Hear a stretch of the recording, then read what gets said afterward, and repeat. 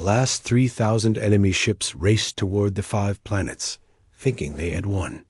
Jake's fleet was retreating to the edge of the system, apparently giving up the fight. It looked like the extinction simulation would finally claim another victim, but Jake wasn't retreating. He was setting up the biggest trap in the galaxy's history. "All ships maintain retreat course," Jake ordered calmly, "and begin broadcasting the special signal on all frequencies." "Sir, what special signal?" asked his communications officer. "The one I programmed into the system 3 hours ago," Jake said with a smile no one could see. "The signal it tells. Every automated system in this star system that were conducting an emergency evacuation. The alien observers didn't understand what the human meant until it started happening. Every planet in the Kepler 442 system was home to billions of people. Those people needed food, water, air, and power. They needed transportation, communication, and waste management. An entire star system full of automated systems kept civilization running, and Jake had just told all those systems that there was an emergency evacuation in progress. Suddenly, the space around each planet erupted with activity. Thousands of automated cargo ships launched from planetary surfaces, carrying emergency supplies to evacuation points. Communication satellites began broadcasting emergency alerts on every frequency. Power stations started redirecting energy to emergency shield generators that had been installed around major cities. But Jake hadn't just activated emergency systems. He had reprogrammed them. The cargo ships weren't carrying supplies. They were carrying industrial explosives and mining charges set to detonate when enemy ships came too close. The communication satellites weren't broadcasting emergency alerts. They were jamming enemy targeting systems with overwhelming data streams. The emergency shields weren't protecting cities. They were creating massive electromagnetic fields that would disable any enemy ship that flew through them. "He's turned the entire star system into a weapon," whispered Commander Silyona in amazement. The 3,000 enemy ships flew directly into the trap. Automated cargo ships exploded around them like fireworks. Communication jamming blinded their sensors. Electromagnetic fields fried their control systems. But Jake wasn't finished yet. "Now for the grand finale," he announced. "All retreating ships, emergency course correction. Head directly for the system's star." "Sir, that's suicide," protested his navigator. "Only if you don't trust me," Jake said. "And if you can't trust a blind man to navigate by sound alone, who can you trust?" Jake had been listening to the star system for hours, learning its rhythms and patterns. He knew exactly where every planet, asteroid, and ship was located, not by seeing them, but by understanding how they moved through space. His retreating fleet suddenly changed course, diving toward the system's central star at maximum speed. The remaining enemy ships, thinking this was another human trick, followed them. That's when Jake revealed his master plan. "All ships, full power to engines." "For exactly 17 minutes and 32 seconds, he ordered. "Then cut engines and begin tumbling maneuvers." The alien observers watched in horror as both fleets raced toward the star. It looked like Jake was planning a mutual suicide attack. But Jake had calculated something the enemy couldn't understand. The star system's gravity wells, the orbital mechanics of the planets, and the exact timing of his maneuvers would create a slingshot effect. His ships would use the star's gravity to accelerate and change course, while the enemy ships, following blindly, would be pulled into the star itself, not exactly 17 minutes and 32 seconds. Jake's ships cut their engines and began spinning in controlled tumbles. The star's gravity caught them and whipped them around in a tight curve, sending them racing back toward the outer system at incredible speed. The enemy ships, still under power and unable to match the human maneuvers, flew directly into the stars. Corona. 3,000 ships vanished in brilliant flashes of light. The simulation ended. Jake sat in his chair, still blindfolded, listening to the sudden silence. "So," he said cheerfully, "how did we do?" The testing chamber was completely quiet. For the first time in over 1,000 years, someone had not just survived the extinction simulation. They had won it completely. And they had done it while blind. High Admiral Kethver was the first to speak, his voice barely a whisper. "Impossible. This is impossible." "Actually," said Jake as the neural inhibitor was removed, and he could see again, "it was pretty easy once I figured out the pattern." "Commander." Siliona approached him slowly, as if he were some kind of dangerous alien creature. "Pattern? What pattern?" "The AI was programmed by logical, organized species," Jake explained as he stood up from the chair. "It thinks in straight lines and follows rules. But humans learned to hunt by chasing animals that didn't follow rules. We're good at dealing with chaos." "But you defeated 50,000 ships with only 200, protested another alien observer. "No, I defeated one really big AI that was controlling 50,000 ships, Jake corrected. "Once I understood how it thought, I could predict what it would do. And once I could predict it, I could beat it." Siliona was taking rapid notes. "But fighting blind, how is that possible? Humans are pretty good at using all their senses." Jake said, "When you take away sight, the other senses get stronger. Plus, I've been listening to my crew describe battles for years. I know what different maneuvers sound like." High Admiral Kethver slowly walked closer. "You speak as if this was simple, but what you accomplished defies all military logic." "Maybe that's the problem," Jake suggested. "Maybe military logic isn't the only kind of logic. Maybe sometimes you need to think logically to solve logical problems." Lieutenant Amy Brooks, who had been watching everything with wide eyes, finally spoke up. "Sir, how did you know you could win?" Jake grinned. "Honestly, I wasn't sure. But I knew that if I tried to fight the simulation the way everyone else had, I'd lose the way everyone else had. So I decided to fight it like a human instead of like a galactic military officer." "Commander." Siliona looked up from her notes. "What exactly does that mean?" "It means I stopped trying to solve an impossible problem and started trying to change the rules of the problem instead," Jake explained. "Humans are really good at that. We've been doing it for thousands of years." The alien observers spent the next hour asking Jake questions about his tactics, his thinking, and his methods. They couldn't understand how someone could succeed by ignoring established military doctrine. Finally, High Admiral Kethvar asked the most important question. "What does this mean for humanity's place in the Galactic Council?" Jake thought for a moment. "It means humans think differently than other species. That difference might be useful sometimes. When you have problems that can't be solved with normal thinking, maybe you need some abnormal thinkers. You propose that humans serve as strategic consultants?" asked Siliona. "Why not?" Jake said. "You've got plenty of species that are good at following rules and thinking logically. But sometimes problems don't follow rules. Sometimes you need someone who's comfortable with chaos." 3 months later, Jake stood in the main assembly hall of the Galactic Council.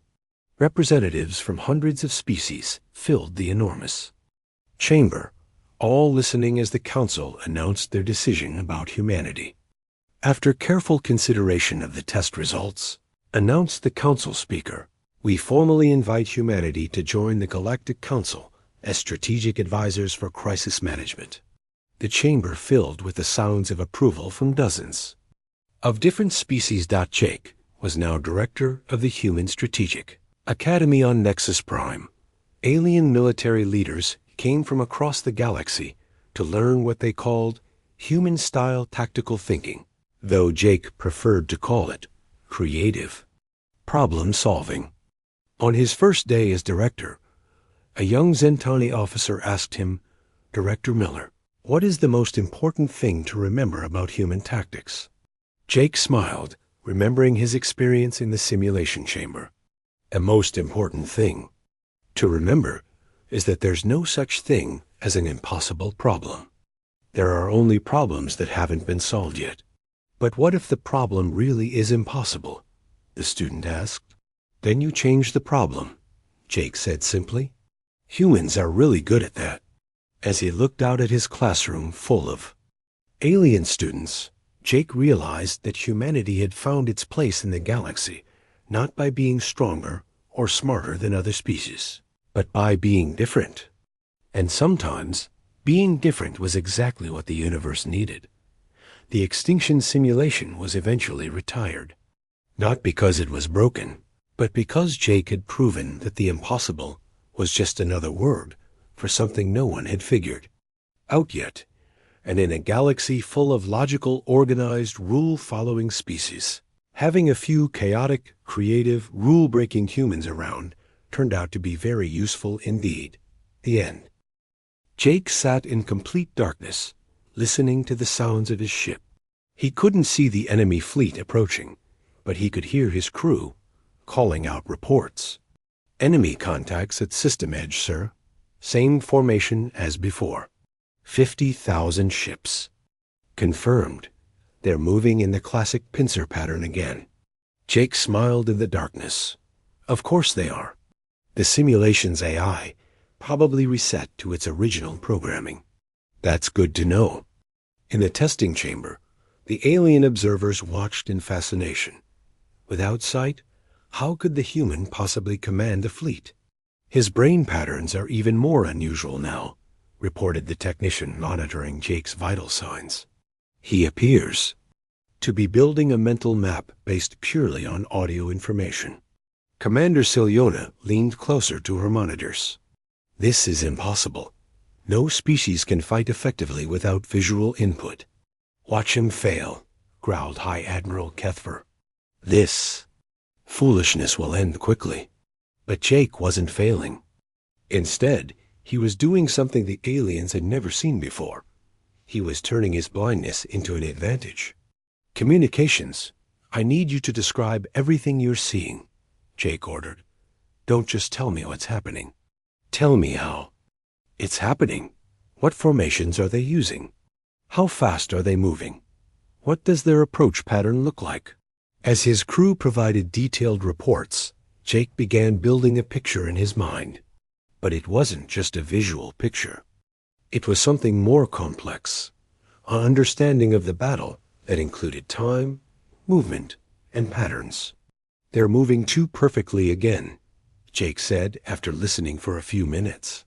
Same formations, same timing. The AI is following the exact same program used before. Sir, how can you tell? Asked his tactical officer. Because I can hear it in your voice, Jake explained. You're reporting the same things in the same order. The enemy is being predictable again.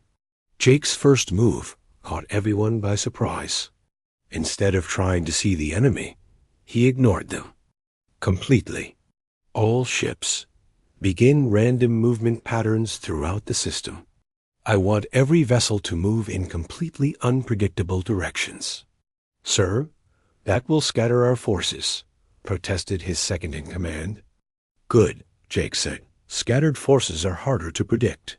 And if I can't predict my own ship's movements, neither can the AI. The alien observers watched as Jake's tiny fleet spread out across the star system in what appeared to be complete chaos.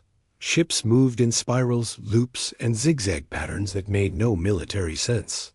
He has lost control of his forces, said one observer.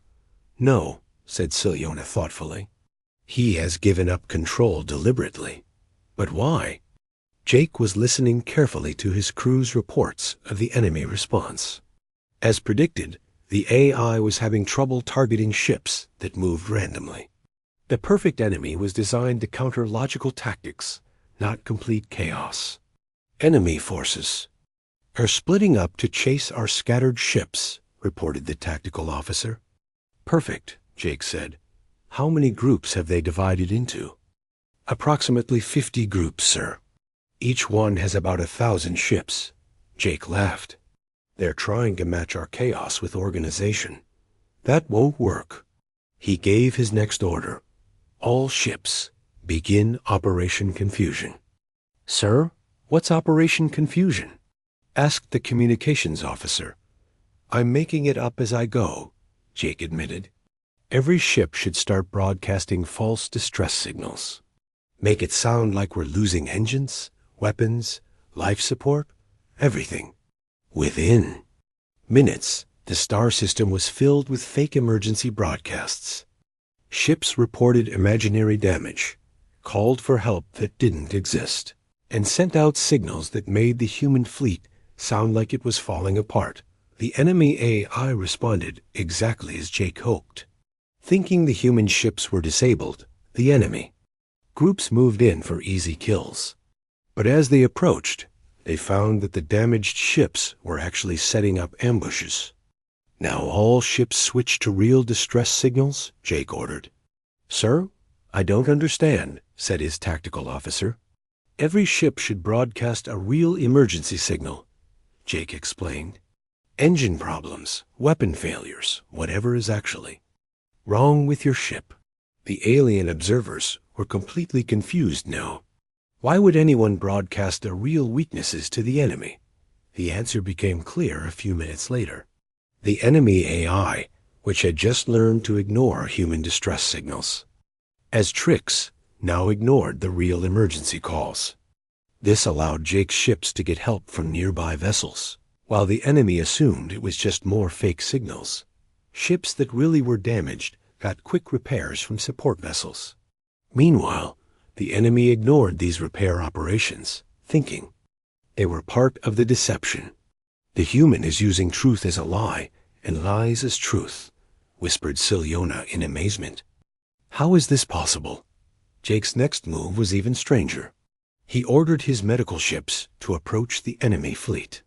Sir, medical vessels aren't armed, protested the medical commander. Exactly, Jake said. That's why they won't shoot at you immediately. Get close enough to broadcast medical emergency frequencies directly into their communication systems. The medical ships approached the enemy groups while broadcasting emergency medical signals on all frequencies. The enemy AI, programmed to follow galactic law, couldn't immediately fire on medical vessels responding to emergencies. But the medical broadcasts weren't just emergency signals. They were carefully designed to interfere with the enemy's targeting systems. The AI became confused as its sensors were flooded with medical emergency codes that looked like targeting data. Enemy ships began firing at each other, thinking their targeting systems were identifying friendly vessels as enemies. Brilliant, breathed Commander Silyona. He's using the AI's own programming against it. The battle continued for hours. Jake, still completely blind, directed his forces using only sound timing and an understanding of patterns that the alien observers couldn't comprehend. He used cargo ships as decoy flagships, making the enemy waste heavy weapons on empty containers. He had his fastest ships mimic the movement patterns of much larger vessels, confusing the enemy's size estimates. He even used the system's own gravity wells as weapons, timing his maneuvers so that enemy ships would be pulled into asteroid fields or planetary atmospheres. Final count, reported the tactical officer. Enemy forces reduced to less than 3,000 ships. Our losses, 47 vessels. Jake had destroyed over 47,000 enemy ships while losing less than 50 of his own. And he had done it all while completely blind. High Admiral Kethfer stood up slowly, his red eyes wide with shock. This is not possible. No species can achieve such results. The simulation must be broken. The simulation is functioning perfectly, said the chief technician. The human has simply found ways to exploit the AI's programming that we never considered. Commander Silyona was taking rapid notes. His tactics make no logical sense according to our military doctrine. He uses weakness as strength, chaos as order, truth as deception. How does his mind work? In the simulation, Jake was preparing for the final phase. The remaining 3,000 enemy ships had regrouped and were making one last desperate attack on the inhabited planets. "Sir, they're targeting the civilian populations directly now," reported the tactical officer with fear in her voice. "Good," Jake said calmly. "That means they're desperate. Desperate enemies always make the biggest mistakes." "But sir, billions of people ... won't die," Jake finished confidently. "Because I'm about to do something really stupid." The alien observers leaned forward. What could be more impossible than what the human had already accomplished? Jake's final order shocked everyone, including his own crew.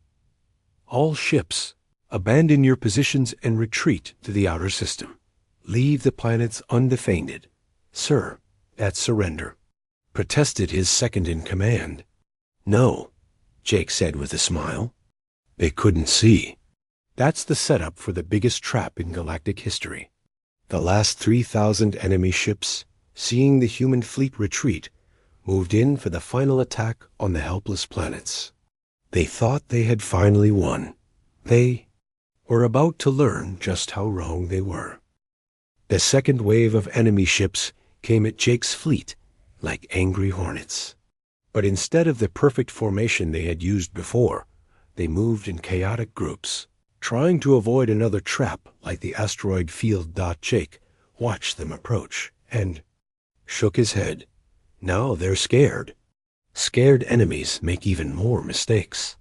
He ordered his cargo ships to dump their loads in space.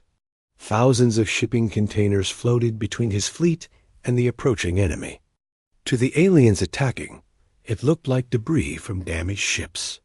"Sir, we're wasting valuable supplies," his supply officer protested. "Trust me," Jake said. "Those containers are about to become very valuable." When the enemy ships moved through the floating containers, Jake gave another unexpected order. "All ships target the containers, not the enemy vessels." The containers exploded in brilliant flashes. But these weren't just storage boxes. They were shipping containers filled with industrial chemicals, fuel, and manufacturing supplies. When they exploded among the enemy ships, they created clouds of burning gas and corrosive materials. Enemy ships found their sensors blinded and their hull armor eating away. In the confusion, Jake's smaller ships darted in and out like wolves attacking a herd, picking off damaged vessels one by one. Another 8,000 enemy ships were destroyed or forced to retreat. In the testing chamber, the alien observers were no longer just watching. They were studying every move Jake made, trying to understand his thinking. "This is impossible," growled High Admiral Kethver. "He has destroyed 18,000 ships with a force of only 200. The simulation must be malfunctioning." Commander Siliona checked the system readings. No malfunction detected. "The human is simply using tactics we have never seen before." "He fights without honor," complained another alien observer, "using cargo as weapons, turning asteroids into bullets. This is not proper warfare." "But it is effective warfare," Siliona pointed out. The third wave was more careful. The remaining 32,000 enemy ships spread out across the entire system, moving slowly and checking every shadow for traps. Jake studied their new formation and smiled. "They're learning. That's good. Smart enemies are more fun." This time, he did something even stranger. He ordered all his warships to dock with civilian space stations around the planets. To anyone watching, it looked like he was giving up the fight and trying to protect civilians. The enemy took the bait again. They moved in close to the planets, preparing to attack the stations where Jake's ships were hiding. That's when Jake revealed his real plan. The civilian stations weren't just hiding places. They were manufacturing centers, shipyards, and industrial complexes. and Jake had been secretly turning them into weapons. All stations, begin emergency construction protocol. Jake ordered. Suddenly, the space around each planet came alive with activity. Manufacturing robots that normally built civilian ships were now building armed drones. Industrial lasers meant for mining were turned toward the approaching enemy. Even the station's waste disposal systems became weapons, shooting garbage at high speed into enemy flight paths. It was chaos, but it was controlled chaos. Jake had turned 5 entire planets into weapons factories, and the enemy ships were flying right into the trap. The battle lasted 6 hours. When it was over, another 15,000 enemy ships had been destroyed. But more importantly, Jake now had 3 times as many ships as he had started with, thanks to the emergency construction efforts. The alien observers sat in complete silence. In 3 waves, this human had reduced the enemy fleet from 50,000 ships to less than 17,000, while increasing his own force from 200 ships to over 600. "This is not possible," whispered one alien. "And yet, it is happening," said SYL Ona. High Admiral Kethvar stood up angrily. "He must be cheating somehow. No species can defeat the extinction simulation. It is mathematically impossible." "Perhaps," said another observer, "the human is not thinking mathematically." Commander Silyona was studying the brain scans more carefully. His thought patterns are unlike anything in our databases. He appears to be processing multiple impossible scenarios simultaneously and finding connections that should not exist. That's when Jake made his most outrageous move yet. The simulation paused as he requested communication with the observers. "I can hear you talking about me," Jake said cheerfully. "I know you think I'm cheating or that your simulation is broken. Want me to prove I'm not?" The aliens looked at each other in confusion. Test subjects weren't supposed to be able to communicate with the observers during the simulation. "What are you proposing?" asked Silyona carefully. "Restart the whole thing," Jake said. "Same scenario, same impossible odds. But this time, I'll do it blindfolded." The testing chamber erupted in shocked voices. Several aliens began talking at once. Impossible. No one could command a fleet without seeing. The human has lost his mind. High Admiral Kethvar slammed his fist on his chair. "This is madness. You mocked the simulation, and now you mock us." "I'm not mocking anything," Jake said calmly. "I'm just saying that your perfect enemy is actually pretty predictable. Even if I can't see them, I bet I can still beat them." "Lieutenant." Amy Brooks, who had been watching silently, finally spoke up. "Sir, maybe you should reconsider. Fighting blind seems impossible?" Jake grinned. "That's what makes it interesting." Commander Silyona studied the human carefully. "Why would you suggest this? What could you possibly gain?" "Proof," Jake said simply.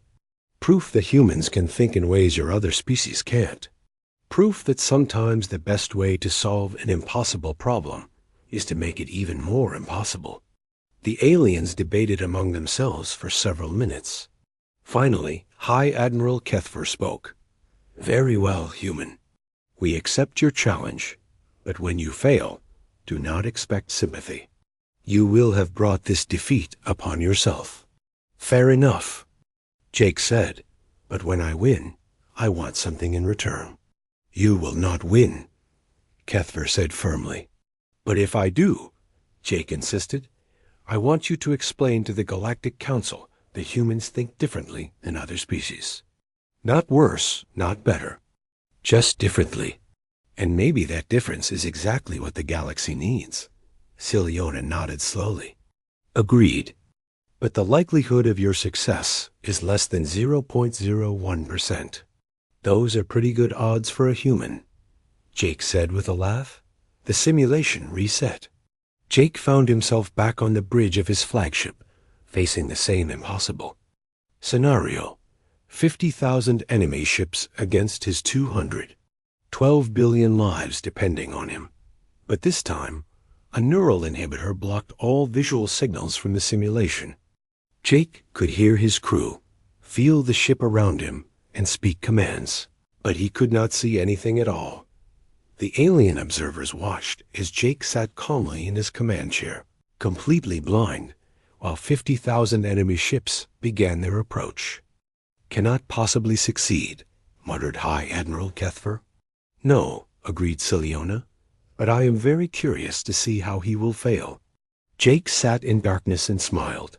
The real challenge was about to begin. "All right," he said to his invisible crew. "Let's see if humans really are as crazy as everyone thinks we are." Jake found himself standing on the bridge of a warship. Everything felt completely real. He could smell the recycled air, hear the quiet hum of the engines, and feel the vibration of the deck under his feet. Around him, holographic crew members worked at their stations, waiting for his orders. Through the main viewing screen, Jake could see the Kepler 442 star system spread out before him. 5 planets orbited a yellow sun, each one home to billions of people. Cities on the planets sparkled like jewels in the darkness. "Admiral, we're detecting massive enemy contacts at the system edge," reported the tactical officer. The young woman's voice was tight with fear. Jake looked at the tactical display. Red dots filled the screen like a swarm of angry bees. The computer counted them as they appeared. 1,000, 5,000, 10,000. The numbers kept climbing.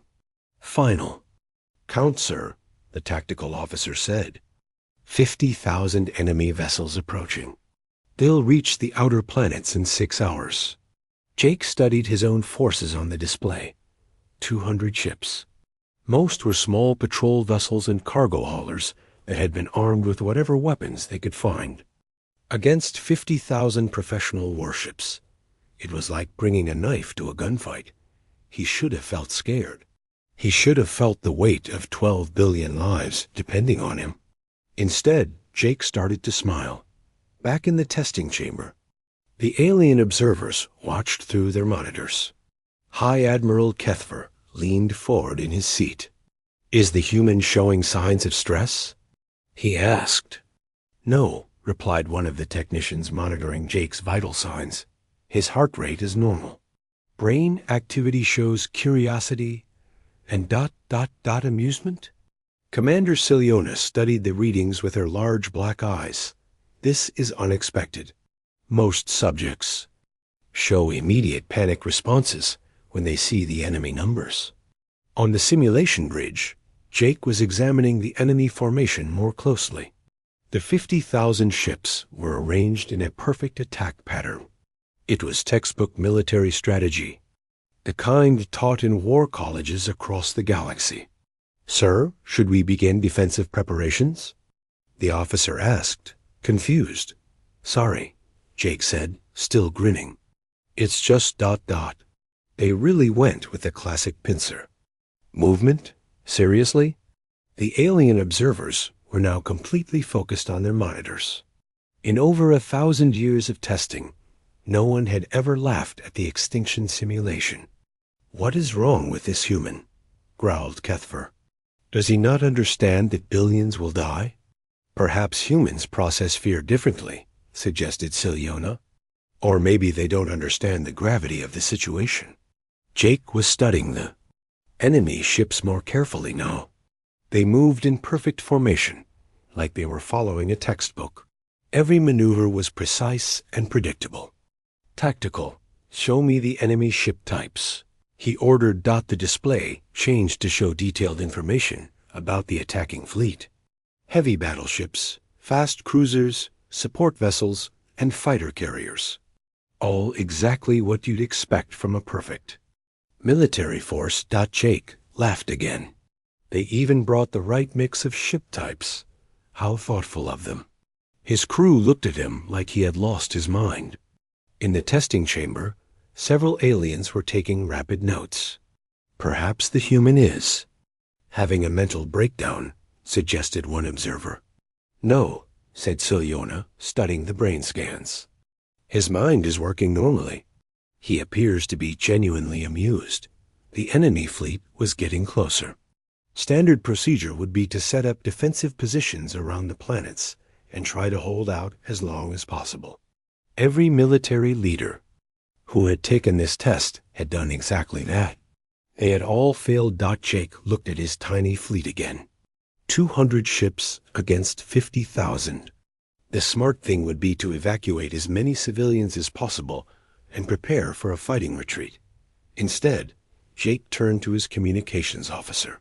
"Open a channel to all ships in the fleet." "Channel open, sir." "All vessels, this is Admiral." "Miller," Jake said, "I know what you're thinking. We're outnumbered, outgunned, and probably going to die. But I want you to look at something first." He ordered the tactical display to be shared with the entire fleet. "Look at our enemy, Jake." Continued. "Perfect formation. Perfect spacing. Perfect by-the-book strategy. You know what that tells me? They're fighting like they're in a training exercise." In the testing chamber, High Admiral Kethver stood up angrily. "This is disrespectful. He mocks the simulation." "Wait," said Silyona. "Let us see what he does." Jake was still talking to his fleet. "Here's the thing about perfect enemies. They're predictable. And predictable enemies can be beaten, even when they outnumber you." He paused, looking at the approaching red dots on his screen. "Besides," Jake added with a grin, "they're trying too hard to scare us. Look at those numbers. 50,000 ships? Come on. If I wanted to destroy a star system, I wouldn't need 50,000 ships. I'd need maybe 100 really good ones." The alien observers were silent now, hanging on every word. "So either they're not as good as they want us to think," Jake continued, "or they're showing off. Either way, we can use that against them." Jake's first order surprised everyone, including the aliens watching. Instead of setting up defensive positions, he ordered his fastest ships to scatter throughout the system and start acting like civilian traffic. "Sir, that will leave the planets undefended," protested his tactical officer. "No," Jake said. "That will make the enemy think we're evacuating. They'll change their formation to try to catch our fleeing ships." Sure enough, as Jake's ships spread out across the system, the enemy formation began to adjust. The perfect pincer attack started to break apart as enemy ships moved to intercept what they thought were escaping vessels. "Now they're not thinking like a textbook anymore," Jake said with satisfaction. "Now they're thinking like hunters chasing prey." He ordered his disguised ships to lead the enemy vessels toward the asteroid belt between the second and third planets. The enemy took the bait, sending thousands of ships into the rocky maze. "All ships, prepare for Operation Bowling Ball," Jake announced. "Sir, what's Operation Bowling Ball?" asked his communications officer. "Something I just made up," Jake replied. Cheerfully, the alien observers were leaning forward now, trying to understand what the human was planning. "His strategy makes no logical sense," muttered one of them. "Perhaps that's the point," said Silyona quietly. Jake watched as enemy ships poured into the asteroid field, chasing his disguised vessels. When enough of them were inside the belt, he gave his next order. "Mining stations in the belt. This is Admiral Miller. I need you to detonate all your mining charges at once." "Sir, that will destroy months of work," replied one of the station commanders. "It will also turn every asteroid in the belt into a shotgun blast aimed at our enemies," Jake explained. The explosions lit up space like a string of fireworks. Thousands of asteroids became clouds of high-speed debris. Enemy ships caught in the belt were torn apart by rocks moving faster than bullets. When the light faded, nearly 10,000 enemy vessels had been destroyed or disabled. Jake looked at the tactical display and laughed again. "Well, that was easier than I expected." The alien observers sat in stunned silence. No one had ever destroyed even 100 enemy ships in the simulation. let alone 10,000. How? Whispered High Admiral Kethver. Commander Silyona was taking rapid notes. He used the environment as a weapon. He turned their numbers against them. But how did he know they would follow his ships into the belt? Because they're predictable. Jake said to his crew, not knowing the aliens could hear him. Perfect enemies always make perfect mistakes. The remaining 40,000 enemy ships were regrouping, but their formation was broken. Jake had turned their strength into weakness. With a single move, and he was just getting started. Captain Jake Miller stood at the window of his small ship and looked out at the massive space station ahead. Nexus Prime was bigger than any city he had ever seen on Earth. The station spun slowly in the darkness of space, with thousands of lights, blinking across its surface like stars. "Sir, we're getting the docking instructions now," said Lieutenant Amy Brooks from her seat at the controls. She was young and smart, and Jake trusted her completely. They had worked together for 3 years on various missions for Earth's military. Jake nodded, but kept staring at the station. He still couldn't believe he was here. 2 weeks ago, he had been planning training exercises for new soldiers back on Earth. Then the message came from the Galactic Council. They wanted him to take part in something called the Extinction Simulation. The message had been polite but strange. It explained that the simulation was a test that had been used for over 1,000 years. Military leaders from across the galaxy tried to solve an impossible problem. None had ever succeeded. Most came out of the test damaged and broken. Why me? Jake had asked the Council's messenger, a tall alien with blue skin and too many eyes. "Your species is new to the galactic community," the alien had replied in perfect English. "We are curious to see how humans think about warfare." Now, as their ship moved closer to the docking bay, Jake wondered if this was a mistake. He was good at his job, but he wasn't the best human military leader. There were generals and admirals with much more experience. Why had they chosen a simple captain? "Docking complete, sir," Amy said. "The station's gravity feels normal. Air is good to breathe." They walked through the airlock into Nexus Prime. The corridors were huge, built for creatures much larger than humans. Jake felt very small as they followed the directions to the testing facility. The first alien they met was High Admiral Kethver of the Zentani Empire. He was 8 feet tall with gray skin that looked like stone.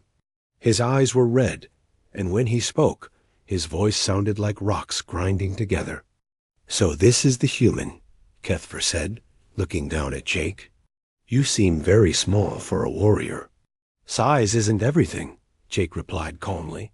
Kethver made a sound that might have been laughter. "We shall see. Many have said such things before, entering the simulation. They do not say them when they come out." A next alien approached them with smooth, quiet steps. Commander Silyona of the Vexian Collective was tall and thin, with pale green skin and large black eyes. When she spoke, her voice was soft but very precise. "Captain Miller," she said, "I have studied your military history. Humans seem to prefer chaos over order in battle. This is ... interesting." "We adapt to what we need to do," Jake said. "Yes, I have read about this human trait. You call it thinking outside the box, correct? We shall observe how this serves you in the simulation." They walked deeper into the station, passing more aliens of different species. Some looked like giant insects. Others seemed to be made of living crystal. A few looked almost human, but with small differences that made Jake feel uncomfortable. Finally, they reached the testing facility. The room was enormous, with a dome-shaped ceiling covered in stars. In the center was a chair surrounded by strange machines and floating screens. "This is the simulation chamber," Kethver explained. "When you sit in that chair, you will experience the test as if it were real.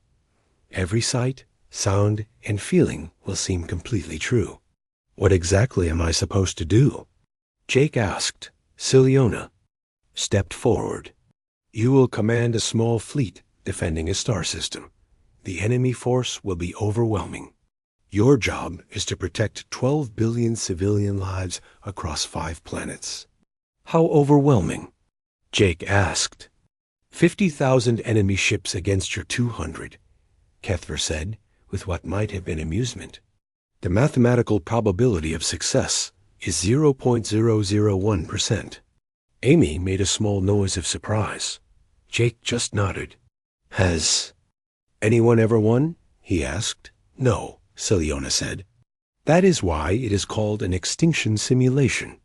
It is designed to be impossible. We use it to study how different species face hopeless situations. Jake looked around the room at all the aliens watching him. Some seemed curious. Others looked like they were expecting entertainment. A few appeared to be taking notes already. What happens to the people who fail? He asked. Kethver's red eyes grew darker. Most require medical treatment afterward. The experience of watching billions die, even in simulation, breaks many minds. Some never recover fully. But you still want me to try it? Your species requested membership in the Galactic Council, Siliona said. This test helps us understand how humans think. It will influence our decision about Earth's future role in galactic affairs. Jake understood now. This wasn't just a test of his abilities. This was Earth's test. How he performed here would affect how the galaxy saw all humans. When do we start? He asked. Now, if you are ready, Kethver said. But I must warn you one final time. This simulation will feel completely real. You will experience every death as if it were happening in front of you.